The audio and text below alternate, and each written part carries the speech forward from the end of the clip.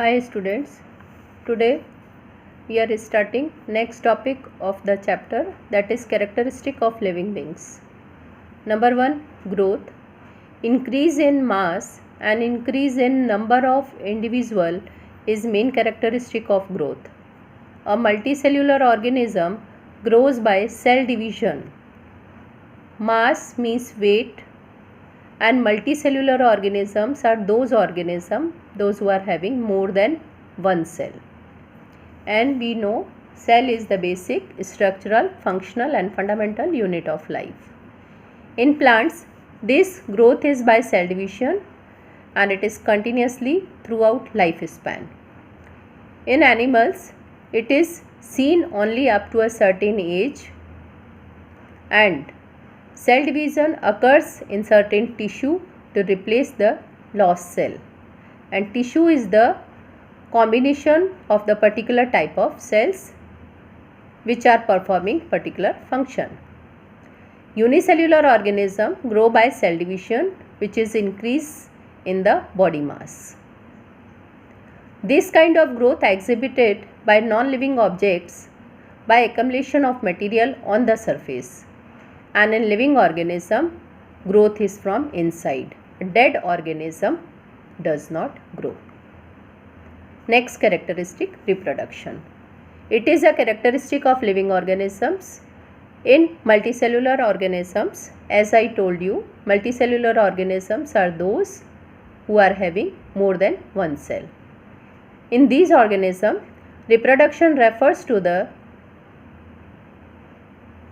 production of new offspring or progeny. Reproduction is of three types: asexual, sexual and vegetative. Now, asexual mode of reproduction. It is a type of reproduction only one parent is involved. Either it is male or female, example fungi. Sexual mode of reproduction. In this type of reproduction, both the parents are involved, that is male and female, example human. Vegetative reproduction. In this type of reproduction, only vegetative part is required. When vegetative part is sown in the field, it gives rise to new plant, that is bulb of onion. You know what is bulb? When you peel the onion, innermost part of the onion, which is in the form of bud, is known as bulb. When you sow the bulb in the soil, it will convert in the form of new onion.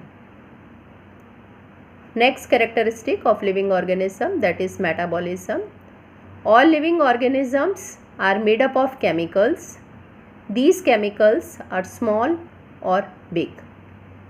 These are constantly being made and changed into some other biomolecule. These conversions are chemical reaction or metabolic reactions. Metabolic reaction is the combination of anabolic and catabolic reaction. Anabolic reaction use the energy produced by catabolic reaction to synthesize large molecules from smaller one. The reaction governing the breakdown of food to obtain energy are called catabolic reaction. As I told you, metabolism is the reaction where anabolic reaction and catabolic reaction combined takes place. In anabolic reaction, as you can see, smaller particles, by utilizing energy, it is converting into the big particle. Catabolic reaction, that is a big particle, converts into small particle with the release of energy. So catabolic reaction is the breaking down of the substances with release of energy, and anabolic reaction is the formation of new substances. As we'll see this example, this is photosynthesis reaction, this is light reaction, this is catabolic reaction. As you can see, This is photosynthesis. During photosynthesis, carbon dioxide and water is utilized, formation of food, and again from food, carbon dioxide and water is released. You can see here, by utilizing oxygen and chemical energy, small environmental molecules, they are converted into the large organized cellular molecules, and this is known as the anabolic reaction. One more time we will see. Anabolism is what you can see. This is the particle, small particle. By utilizing energy, it will form big particle. This is anabolic reaction or anabolism.